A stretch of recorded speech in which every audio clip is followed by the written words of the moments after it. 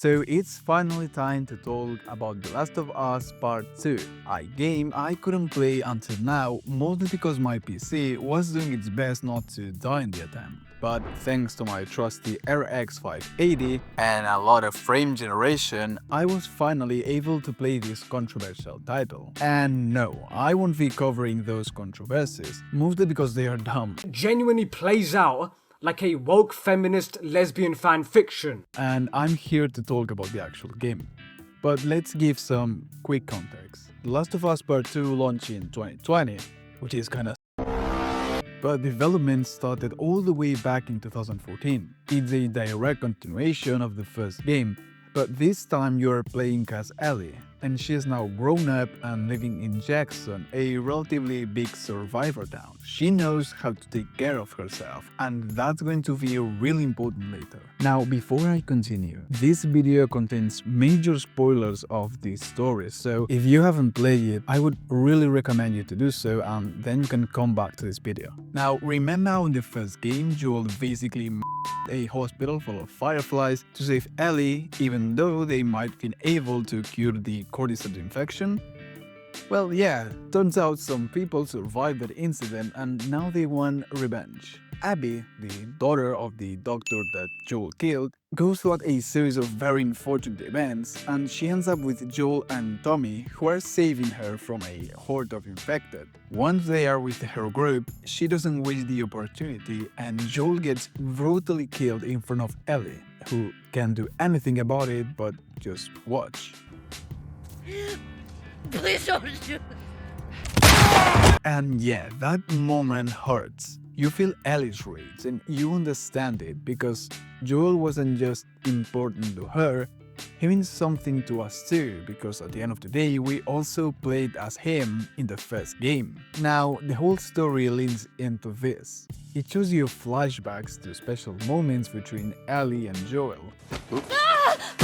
The one at the museum is easily one of the most wholesome scenes in the whole game. Joel takes Ellie to a science museum for her birthday. He shows her relics from the past, even his space capsule. Then he gives her a tape of an Apollo launch, and she imagines what it's like to go to space while Joel watches her with this proud fatherly smile. It's so beautiful and heartbreaking, and it reminds you of their bond. How Joel learned to love Ellie not as a replacement for Sarah but as her own person. But let's stop here now. The story deserves its very own video and I'll definitely do that later. But now let's talk about the gameplay because honestly it's some of the best immersive survival mechanics I've experienced. The systems are not groundbreaking but they are very refined. It's a classic survival horror. Stealth, scarce ammo and limited resources. And when I say scarce, I mean every bullet counts. Every shot you miss leaves you exposed and vulnerable, and I find myself constantly checking my ammo, reloading compulsively like I was preparing for a war every time I turn a corner. Then there's the melee combat, and it's brutal. Whoa!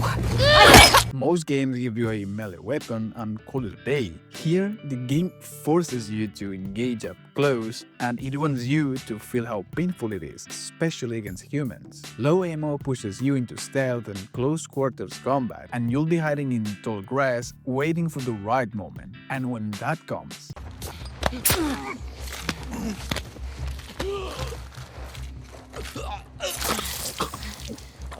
you'll hear their screams, their last words, gurgling breath. It's visceral, uncomfortable. But that's the whole point. This world is unforgiving. And Ellie, she's not gonna show any mercy. Look at all you motherfuckers! Even shooting feels amazing. The impact, the weight of each weapon, it all feels real. Violent, yes, but real. And despite all this, the combat is fun. At the end of the day, it's still a game, and shooting things in a game is supposed to be fun, especially when the gameplay feels this tight.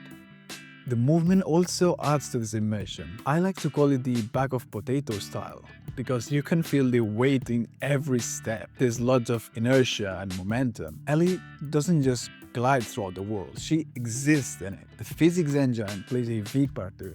The way ropes move, how Ellie interacts with the environment, it grounds you in the game reality. let's talk about the world building. There's so many heartbreaking stories scattered around. Notes, diaries, setups that show what people were going through. For example, on day 2, when you arrive at the theater, you can find a makeshift tent on the first floor.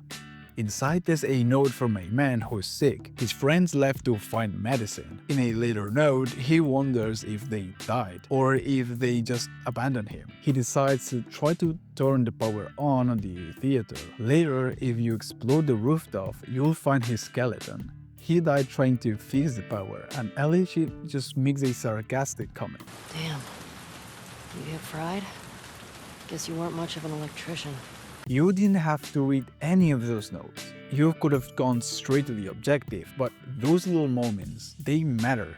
They remind you that this world is full of lost lives and human stories. And it's a perfect example of how this world feels alive, which is kind of sarcastic, but yeah. That's all for now. Now, I'll be doing a separate video talking about the full story and how characters evolve, but I hope this gave you a taste of what makes The Last of Us Part 2 so special. So, thanks for watching, and see you soon, random internet brother.